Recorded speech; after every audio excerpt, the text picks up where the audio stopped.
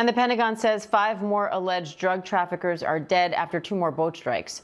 Officials say the boats were speeding through the eastern Pacific Ocean on known narco trafficking routes when they were hit. Now the Trump administration says at least 104 people have been killed in a total of 28 strikes, but they haven't publicly provided evidence of the alleged drug crimes. Senior Pentagon reporter Luis Martinez is here for more on that. Hi, Luis. What's the latest on these strikes? Diane, what it appears to be is that we are seeing an uptick yet again in the number of strikes. There had been a long pause for about 3 weeks, then a 2-week pause, and over the last week we've now seen 5 strikes taking place. So these strikes are taking place in the Eastern Pacific, which, as you mentioned, is a known trafficking area, a smuggling route from Western Colombia, Peru, and Ecuador towards the United States, and it appears that that is the current focus right now. Meanwhile, the Republican heads of the House and Senate Armed Services Committees say they're satisfied with the administration's answers on that September 2nd strike that some have called a war crime.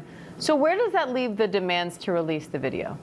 Now, that's a really good question, Dan, because what we had seen is a bipartisan effort to get more information and clarity about what exactly happened with that second strike on September 2nd.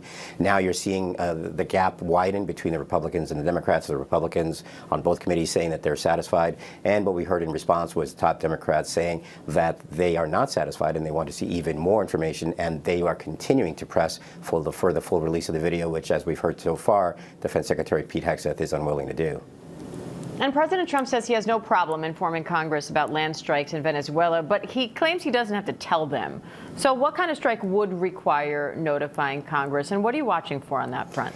Well, that's another good question, Dan, because what we're looking at is the difference between authorization from Congress and notification from Congress, or notification of Congress of potential action against Venezuela. And really, they go hand in hand because they're different in the sense that Congress does not need to be, they don't have to be notified, but as President Trump said, he will do so if it needs to, but he's not sure if he will. Authorization is a different matter. Authorization means talking about, let's say, an act of war, an act of actual combat, and that is a kind of scenario that would play out if, as the President says, he's talking about land strikes inside of Venezuela, and that will require different authorization or a different process through Congress. All right, Senior Pentagon reporter Luis Martinez, thank you.